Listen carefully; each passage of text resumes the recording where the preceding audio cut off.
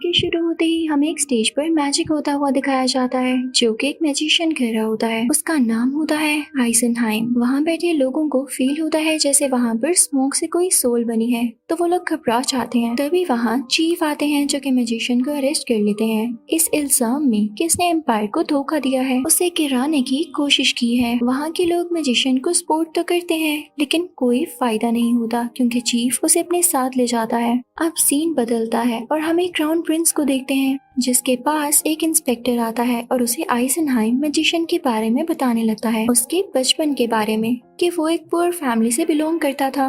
एक दिन उसे एक मैजिशियन दिखा जिसने उसे अपना मैजिक दिखाया लेकिन फिर वो गायब हो गया। आइजनहाइम ने भी मैजिक सीखने का शौक पैदा हो गया तो वो भी खुद से मैजिक ट्रिक्स करने लगा।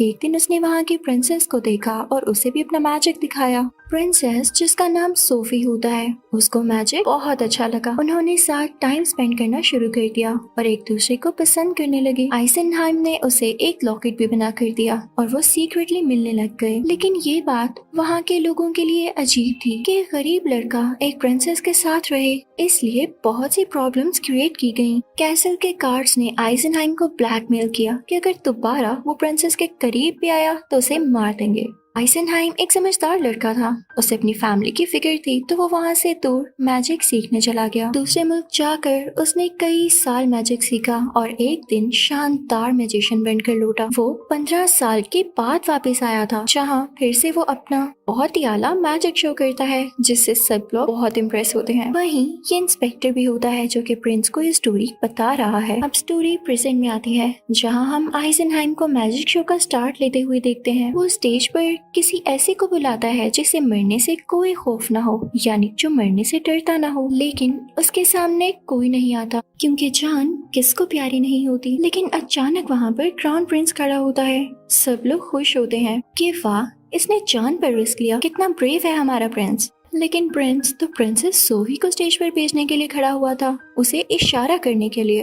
अब सोफी को सबके सामने जब वो कह देता है तो उसको स्टेज पर जाना पड़ता है। आइजनहाइम तो उसे देखते ही पहचान लेता है कि ये वही सोफी है जिसके साथ वो बचपन में खेला करता था और बाद में उसे पसंद करने लगा था, जबकि प्रिंसेस को वो याद नहीं आ रहा होता। लेकिन जब आइजनहाइम अपने पास्ट की एक ट्रिक करता है तो सोफी को क्लिक होता है कि शायद ये वही है। प्रिंस आइजनहाइम से और शो करने का कहता है, लेकिन जब प्रिंस और सोफी वहाँ से जा रहे होते हैं तो आइजनहाइम कोई बात करता है जिससे प्रिंसेस को पूरा याद आ जाता है कि ये तो वही आइजनहाइम है। लेकिन उसे प्रिंस के साथ तब वहाँ से जाना पड़ता है, जिसके बाद आइजनहाइम और प्रिंसेस छुपकर मिलते हैं तो आइजनहाइम उसे कहता है कि मैं वही लड़का हूँ। प्रिंसेस उसे कहती है कि हाँ, मैं जान चुकी हूँ और मैं बहुत खुश हूँ। वो उसे ये भी बताती है कि मैं यहाँ की प्रिंसेस बनने वाली हूँ, लेकिन मुझे क्राउन प्रिंस बिल्कुल नहीं पसंद। ये लोग कई ज्यादा बातें करते हैं लेकिन इन पर कोई स्पाई कर रहा होता है और इनके मिलने की खबर इंस्पेक्टर को भी हो जाती है, जो इसके बाद आइजनहाइम को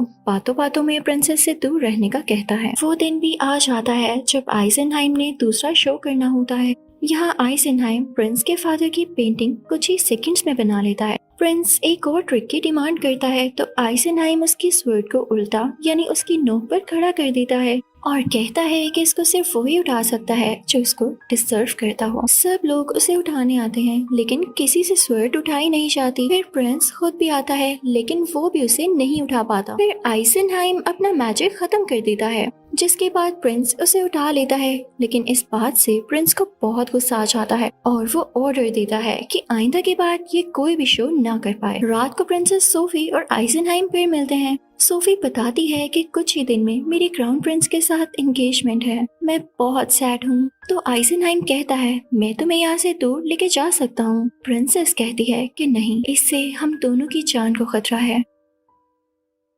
अब प्रिंस को फिर से इनके मिलने की खबर होती है तो वो सोफी को बुलाकर कहता है कि मैं जानता हूँ कि तुम फिर से आइजनहाइम से मिलकर आई हो। तो सोफी कहती है, हाँ, क्योंकि वो मेरा बहुत अच्छा दोस्त है, हम बचपन में साथ हुआ करते थे। और जहाँ तक बात है तुम्हारे सवाल की, तो तुम्हें कोई हक नहीं क्योंकि मैं तुमसे शादी करना ही नहीं चाहती हूँ और ना तुम इस काबिल हो प्रिंस। जिस पर प्रिंस उसे थप्पड़ मारता है। सोफी वहाँ से भाग जाती है लेकिन प्रिंस फिर भी उसका पीछा करने लगता है। वो नशे में होता है और जैसे ही सोफी के पास पहुँचता है तो वो उसको अपनी तलवार से वार करके मार ही डालता है। उसकी डेड बॉडी अपने घोड़े पर होती है और ये सारा सीन वहाँ के कुछ लोगों ने देख लिया था लेकिन कोई भी कुछ भी नहीं बोल पाता। अगले ही दिन आइजनहाइम को सोफी की डेड बॉडी नदी के किनारे पर मिलती है।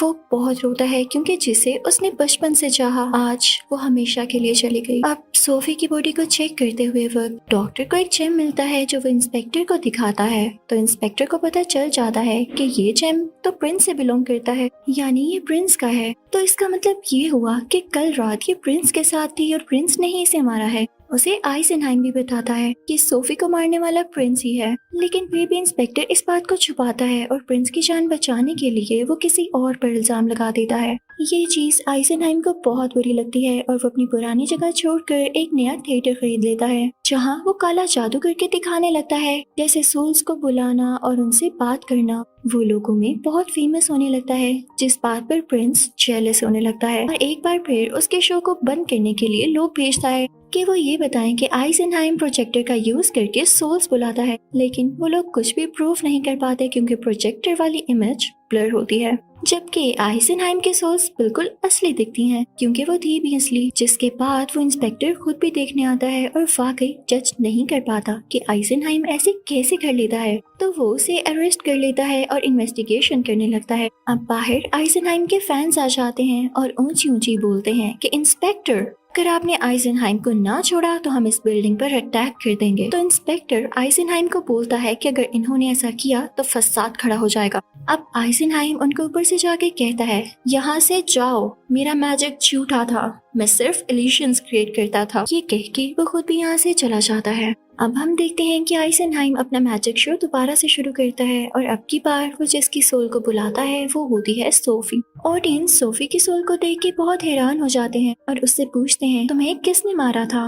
उसी शो में प्रिंस भी अपना रूप बदल कर आया होता है ताकि आइजनहाइम पर नजर रख सके और देख सके कि आखिर अपना मैजिक करता कैसे है। तो प्रिंसेस सोफी बोलने लगती है कि जिसने मुझे मारा वो आप लोगों में ही मौजूद है। तो ये सुनकर प्रिंस घबरा जाता है और वहाँ से निकल जाता है। अब इस शो के बाद इंस्पेक्टर आइजनहाइम से दोबारा मिलता है और उससे कहता है कि इसके बाद तुम कोई शो नहीं करोगे क्योंकि उसे डर था कि आइजनहाइम ने दोबारा शो किया तो वो सोफी को जरूर बुलाएगा और कहीं ऐसा न हो कि सोफी प्रिंस का नाम ले दे और प्रिंस पकड़ा जाए। लेकिन आइजनहाइम कहता है कि नहीं, मैं अपना शो कभी बंद नहीं करूंगा, बल्कि मेरा अगला शो मेरे इस वाले शो से भी ज्यादा बेहतरीन होगा। तो इंस्पेक्टर कहता है कि अगर ऐसा किया तो तुम्हें अरेस्ट कर लिया जाएगा। तो आइजनहाइम उसे कहता है जो मर्जी करो। ये कह के वो अपने शो की अगली तैयारी में लग जाता है। अब आइजनहाइम अपने शो का सारा कंट्रोल अपने मैनेजर को दे देता है, इवन वो शो और थिएटर भी उसके नाम कर देता है। हो सकता है उसने ऐसा इसलिए किया हो ताकि अगर कोई प्रॉब्लम आए मैनेजर भी उसको डिफेंड कर सके। रात को शो शुरू होता है। वहाँ पर इंस्पेक्टर भी अपने लोगों के साथ पहले ही पहुंच चुका होता है ताकि वो मैजिशियन यानी आइजनहाइम को अरेस्ट कर सके। आइजनहाइम सोफी की सोल को दोबारा से बुलाता है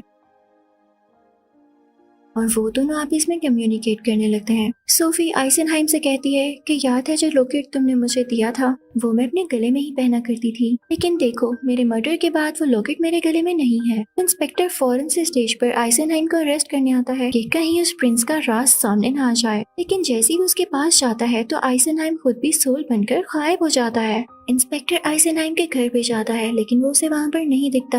तभी उसे एक जेमस्टोन मिलता है जो कि ग्रीन कलर का होता है और ये प्रिंस की स्वर्ड पर लगा हुआ था और ये वही जगह पर होती है जहाँ पर सोफी का मर्डर हुआ था। यहाँ पर इंस्पेक्टर को भी कंफर्म हो जाता है कि ये काम क्राउन प्रिंस का ही है। साथ ही साथ इंस्पेक्टर को ये भी पता चलता है कि प्रिंस किसी के साथ सिंसियर नहीं, आज वो इसके साथ इसलिए है ताकि इसको यूज करके इस किंगडम पर कब्जा कर सके और इवन वो अपने फादर यानी यहाँ के किंग यानी राजा को मारना चाहता है। तो इंस्पेक्टर राजा को खत लिखता है और उसमें सब कुछ बता देता है कि क्राउन प्रिंस ने कैसे सोफी का भी मर्डर किया और वो आपको भी मारना चाहता है सिर्फ और सिर्फ यहाँ पर कब्जा करने के लिए। अब यहाँ से इंस्पेक्टर सीधा प्रिंस के पास जाता है और उससे कहता है मुझे तुम्हारी मक्कार नेचर के बारे में पता चल चुका है और मैं ये बात सबको बताऊंगा कि तुम कैसे इंसान हो। तो प्रिंस उस पर गन पॉइंट कर लेता है और कहता है हाँ बता सकते हो तुम। लेकिन इतनी ही देर में वहाँ पर कुछ सोल्जर्स आ जाते हैं जो कि किंग ने भेजे होते हैं, जिसे देख के क्राउन प्रिंस डर जाता है क्योंकि वो इतने सारे सोल्जर्स के सामने कुछ भी ना कर पाता। और शायद यहाँ पर उसे गिल्ट भी होता है कि उसने अपनी मंगेतर का यानी फियांसी का कत्ल कर दिया।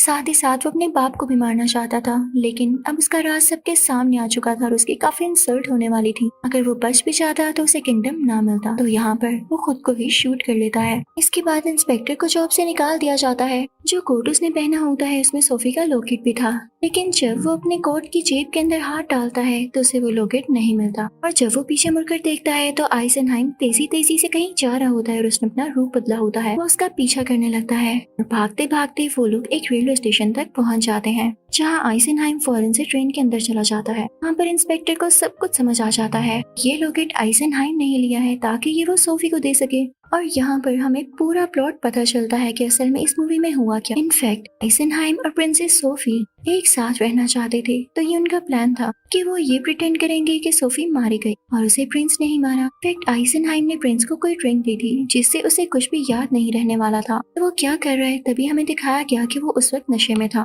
वो सोफी के पीछे गया तो जरूर था, लेकिन उसने सोफी को मारा नहीं था। अब सोचने वाली बात ये है कि सबको ये क्यों लगा कि सोफी मर चुकी है, क्योंकि उसे सांस भी तो नहीं आ रहा था। तो आइजनहाइम ने उसे भी कोई ड्रिंक पिलाई थी जिससे उसका सांस कुछ देर के लिए बंद हो गया था, लेकिन दिल धड़क रहा था। उसके बाद आइजनहाइम ने उसे दोबारा से वो ड्रिंक दी जिससे उसका सांस वापिस आने लगा और वो कहीं दूर चली गई ताकि सबको यही लगे कि वो मारी गई है। ये डॉक्टर भी इन्हीं के साथ मिला हुआ था जिसने इंस्पेक्टर को कहा कि प्रिंस ने ही इसे मारा है क्योंकि इसका जेम इसकी बॉडी से मिला है। और सबको यही लगने लग गया था कि वाकई प्रिंस ही कातिल है। और प्रिंस को भी उस रात का कुछ याद नहीं था क्योंकि उसे लग रहा था कि वो नशे में था। अब यहाँ पर इंस्पेक्टर की आंखों के सामने जब आइजनहाइम ट्रेन में बैठकर जाता है तो इंस्पेक्टर जोर जोर से हंसने लगता है कि कैसे वो इन सब के सामने पागल बन गया। अब उसके पास कुछ भी नहीं रहा था। दूसरी तरफ हम आइजनहाइम को देखते हैं जो कि दूर पहाड़ों में जाकर उतरता है और वहाँ पर सोफी पहले से उसका वेट कर रही होती है। तो आइजनहाइम उसे वो लॉकेट देता है जो कि उसने इंस्पेक्टर की पॉकेट से निकाला था और यहाँ पर दोनों हंसी खुशी रहने लगते हैं। इसी के साथ इस मूवी का यही एंड होता है।